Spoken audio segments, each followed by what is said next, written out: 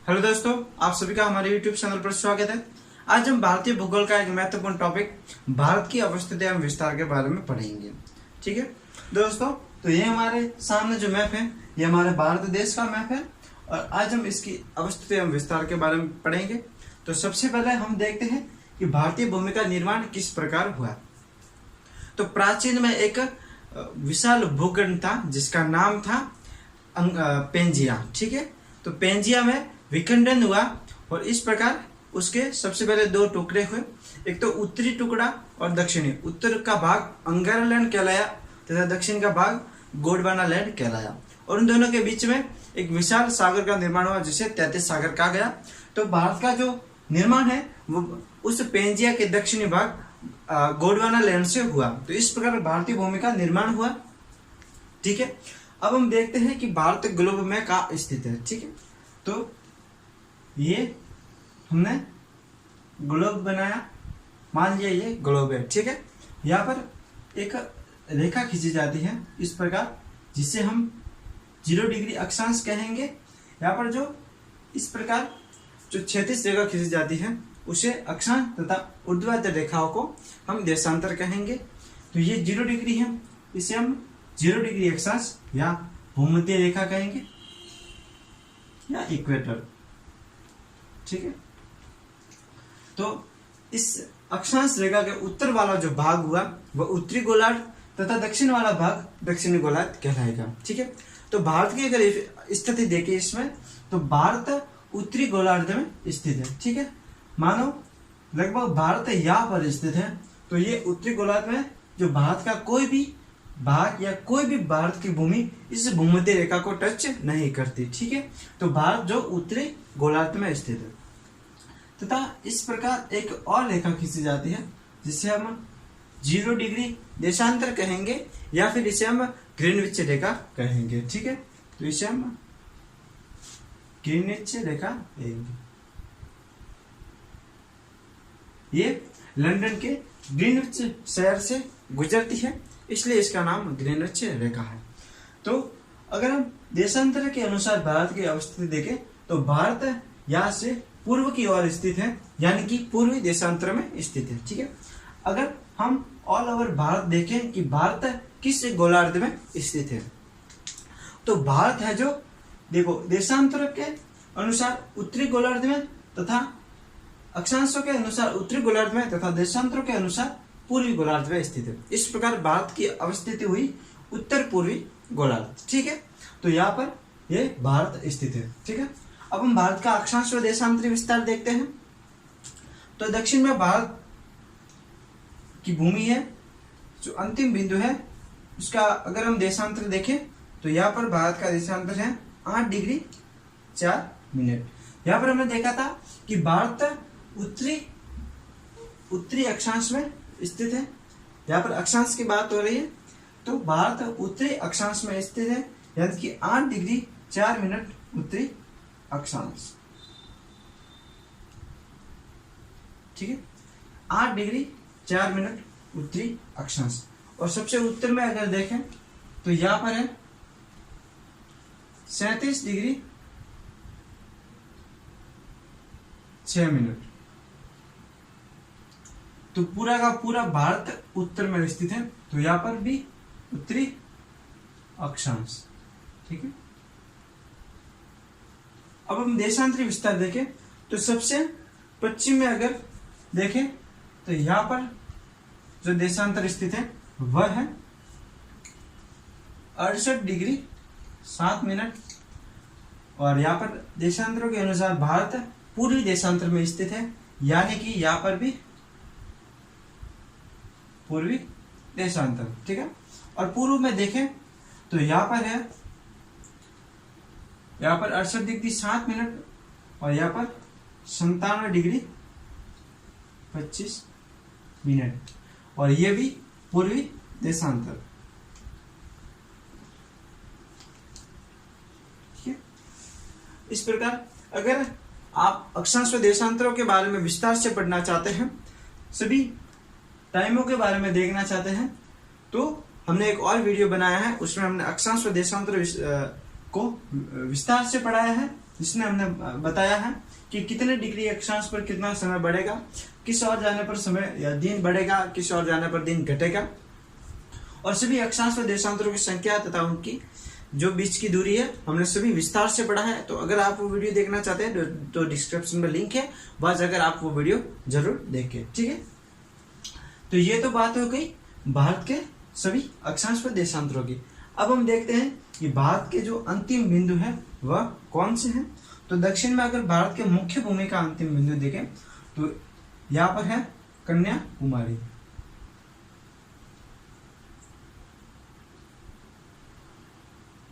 इसे एक अन्य नाम से भी जाना जाता है जिसे हम कहेंगे क्या, कोमोरी। ठीक है, तो ये हुआ सबसे दक्षिणी बिंदु। अब सबसे उत्तर में देखें तो यहां पर है इंदिरा कौल, इंदिरा कौल। ठीक है, और सबसे पश्चिम में देखें तो यहां पर है गुजरात के कच्छ में सर क्रीक, या फिर इसे एक अन्य नाम से भी जाना जाता है, इसे हम कहेंगे गोहर मोती। ठीक है, तो ये पश्चिमी सबसे अंतिम बिंदु हो गया। और सबसे पूर्व में अंतिम बिंदु देखें तो यहां पर है किबीथु। ठीक, ये सबसे पूर्व का अंतिम बिंदु है। तो ये तो बात हो गई भारत के सबसे अंतिम बिंदु की। ये भारत का मुख्य भूमि का सबसे अंतिम बिंदु है। यहाँ पर एक सबसे, अगर पूरे भारत का अंतिम बिंदु देखें मुख्य भूमि के अलावा, तो यहाँ पर जो ग्रेट निकोबार द्वीप समूह में है इंदिरा कौल, इंदिरा पॉइंट, इंदिरा कौल सबसे उत्तर में है।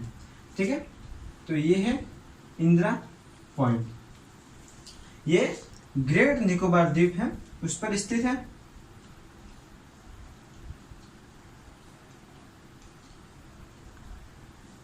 अगर हम इसका अक्षांश देखें तो ये 6 डिग्री 45 मिनट उत्तरी अक्षांश में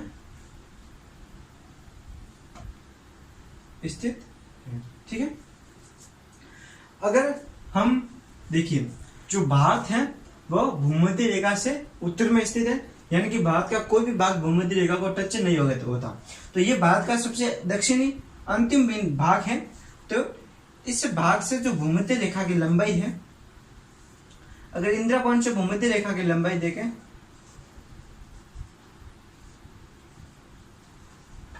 तो वह है 876 किलोमीटर। 876 किलोमीटर भारत है जो भूमध्य रेखा से उत्तर में है, भूमध्य रेखा से दूरी पर है। ठीक है, तो ये तो हो गई इंदिरा पॉइंट की बात। अब हम भारत का उत्तर से दक्षिण और पूर्व से पश्चिम जो लंबाई है, विस्तार है, उसे हम देखते हैं। तो भारत का जो उत्तर से दक्षिण विस्तार है वह है 3214 किलोमीटर। ठीक है, तथा पूर्व से पश्चिम है 2933 किलोमीटर। ठीक है, तो ये बात हो गई भारत के सभी उत्तर से दक्षिण और पूर्व से पश्चिम विस्तार की। अब हम अगर पड़ोसी देशों के बारे में बात करें तो भारत से बहुत से पड़ोसी देश लगते हैं, कुछ जलीय सीमा से लगते हैं, कुछ स्थलीय सीमा से लगते हैं। तो हमने एक वीडियो बनाया है जिसमें हमने भारत के सभी पड़ोसी देशों के बारे में और उनकी सीमाओं की लंबाई तथा सीमाओं के बारे में विस्तार से पढ़ा है। अगर आप वो वीडियो देखना चाहते हो तो डिस्क्रिप्शन में लिंक है, वहां जाकर वो वीडियो आप जरूर देखें। ठीक है, तो उस वीडियो में हमने भारत की सभी अंतरराष्ट्रीय सीमाओं के बारे में पढ़ा है। अब हम और कुछ भारत के बारे में महत्वपूर्ण तथ्य देखें कि भारत का सबसे उच्चतम बिंदु कौन सा है। तो भारत का सबसे उच्चतम बिंदु है वह है K2। भारत का उच्चतम बिंदु अगर देखें, उच्चतम बिंदु है K2 जिसकी अगर ऊंचाई देखें तो उसकी ऊंचाई है 8,611 किलोमीटर, ठीक है। और सबसे निम्नतम अगर बिंदु देखें तो वह है कन्याकुमारी। सबसे निम्न बिंदु जो कन्याकुमारी है, और यह है -2.2 किलोमीटर, ठीक है। तो ये सबसे निम्नतम बिंदु हुआ। ये यहाँ पर -2.2 मीटर है, और इसकी भी जो लंबाई है वह 8,611 मीटर, ठीक है। अब हम बात कर रहे थे कि भारत की सबसे लंबी नदी कौन सी है। तो भारत की सबसे लंबी नदी है गंगा नदी, तथा भारत की सबसे जो बड़ी झील है वह है चिल्का झील, ठीक है। जो भारत का जो भूभाग है, अगर उसका हम क्षेत्रफल देखें कि उसका क्षेत्रफल कितना है, ठीक है। तो भारत का जो क्षेत्रफल है, भारत का क्षेत्रफल है वह है 32,87,263 किलोमीटर स्क्वायर, ठीक है। जो विश्व के कुल क्षेत्रफल का लगभग 2.4% है, ठीक है। और क्षेत्रफल के हिसाब से जो भारत का विश्व में स्थान है वह है 7वां स्थान। तो विश्व में भारत का जो स्थान है वह है 7वां स्थान।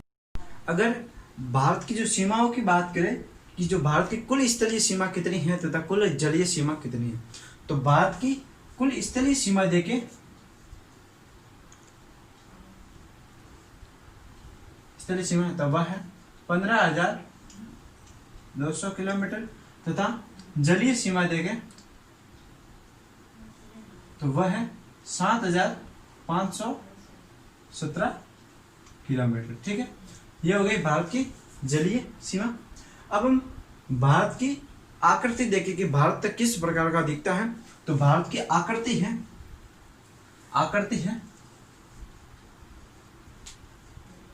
है चतुष्कोणीय।